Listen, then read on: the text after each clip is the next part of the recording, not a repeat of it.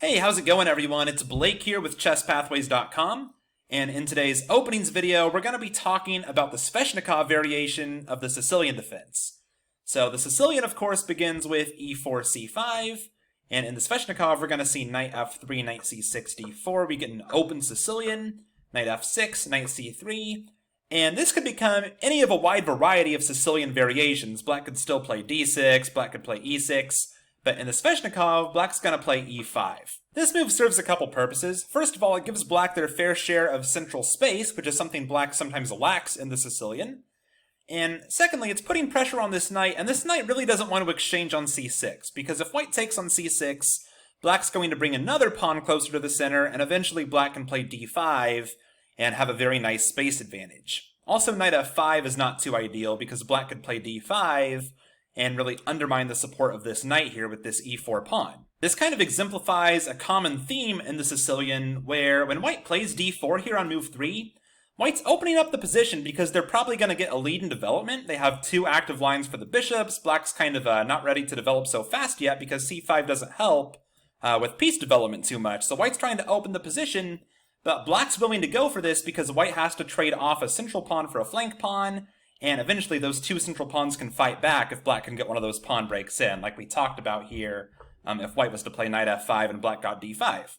So white very often plays knight d to b5. This is overwhelmingly seen, trying to target this d6 square, and black often doesn't want to allow knight to d6, because then black would have to give up their dark bishop, white would have the pair of bishops, and that's just not usually what black has in mind. So d6, and now bishop g5 is a very common move here for white, trying to eye this vulnerable d5 square. This is one of the big downsides in the Sveshnikov. By playing e5, black commits this gaping hole in their position on this d5 square, and white's often quick to pounce on this, possibly thinking about eliminating this knight so their knight can use this d5 square.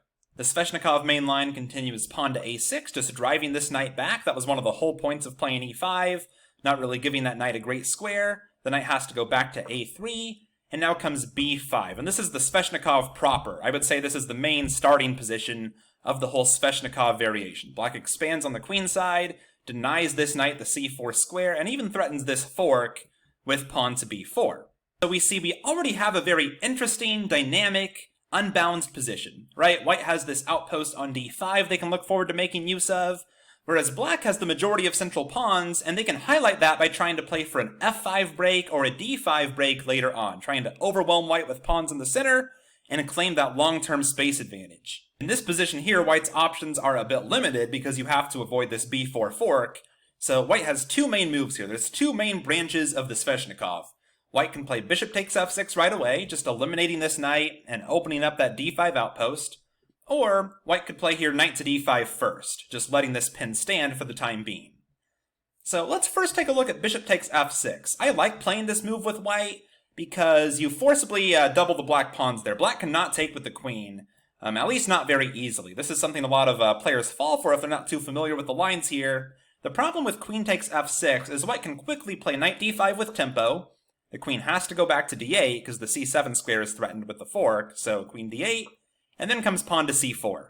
This is another very common theme in the Sveshnikov, trying to strike at this extended b5 pawn to open up lines on the queen side before black is caught up in development. And here black really doesn't have a great answer. White's threatening to win this pawn, and if you take, you're just activating this knight. Now you have a big problem here on the b6 square. For example, after takes, and knight takes c4, knight b6 could be coming, even queen a4 could still be coming. And if you push this pawn, which looks more natural, attacking this knight, white has a nice in-between move with queen a4, really causing problems here on the queen side. And it's already very difficult to play the black position. First of all, the b4 pawn is hanging. Second of all, if black takes the knight, then white's actually winning here. You can play queen takes c6. It looks like it was an equal exchange of pieces, but now comes this tactic, right? And once again, this knight rears its head, and the knight c7 fork wins the game. And as well, going back here after queen a4, in this position here, if black plays bishop d7, trying to break this pin, knight b5 works. You can't take because of queen takes a8, and the fork trick wins. And, otherwise knight c7 is coming anyways, and this is very ugly for black. So there's really no way out of it once you take with the queen. Knight d5 is just very strong here. So after bishop takes f6, black really has to take with the pawn. Now white's going to play knight d5 and avoid that fork.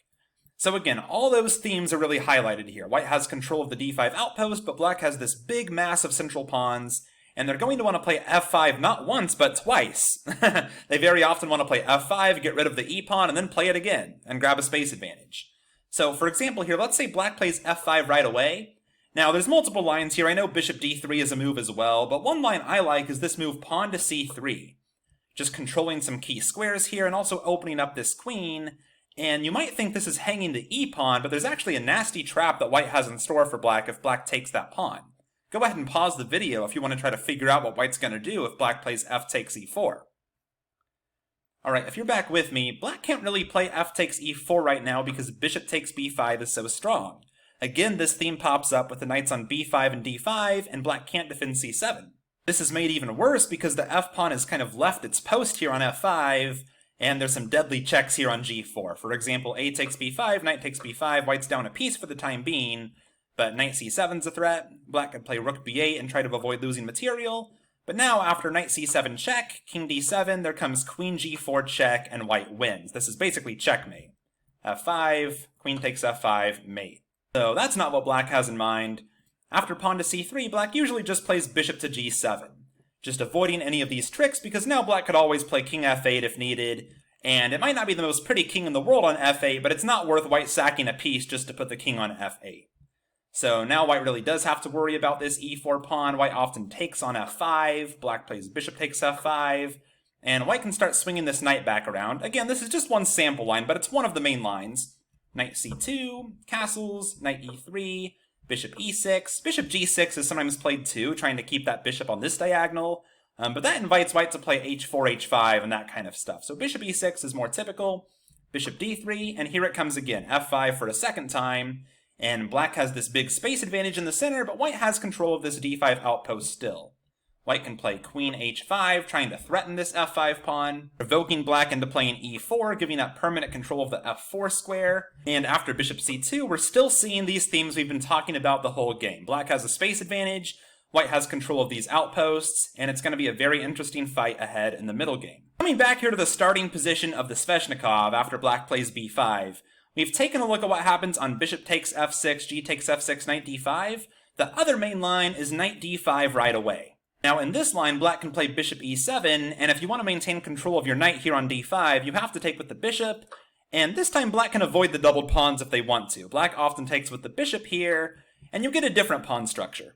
That said, we're still going to see a lot of familiar themes. White can play c3 here, controlling a lot of key squares here that black might want to use. This stops b4 for the time being, this stops knight d4 for the time being, and it also lets this knight get back into the game on c2. So, castles, knight c2, bishop g5, that's a very common move to play in this variation, just getting this bishop out of the knight's line of sight, preparing the f5 advance eventually, and just controlling some more squares here in the white camp. So, bishop g5, and once again we see this idea of striking at the b5 pawn to open lines on the queen side. White can play here pawn to a4, and black really doesn't have a great answer to this. You don't want to let white take and win a pawn. You can't really push because that square's under control, so you really have to take on a4, but that activates the rook and isolates your a-pawn. So it's clear that white has the upper hand here on the queen side, but we're going to see how black can try to get some counterplay. a5, just defending that pawn and putting it on a square where the knight can watch over it and the queen can too. Bishop c4, white's just developing. Rook b8, activating that rook on the file white opened when they traded off that b-pawn. b3, white keeps everything under control, and now king h8, just getting ready to play f5 and getting out of this bishop's line of sight. So castles, and here it comes. Pawn to f5, takes, black activates that bishop, knight c to e3, and bishop g6. A lot of familiar themes. White has great control of the outposts, black has a space advantage. Also in this variation, black of course has the bishop pair because white trades off that dark bishop for the knight to secure this outpost on d5. As you can see, these bishops are pretty strong together, eyeing a lot of squares here, and as the position opens up more, that could be a valuable advantage that black has. So to conclude, the Sveshnikov is a very dynamic opening, lots of fun to play for both colors. Definitely looking forward to seeing if any of you choose to use this in your games. Thanks for watching, everyone. Please make sure you visit chesspathways.com and get signed up. It's totally free, only takes 5 seconds, and I'm going to send you a free move-by-move guide to chess thinking when you sign up. It took me way too long to become a chess master, and I want to help you do it in a fraction of the time. Thanks, and I will see you there.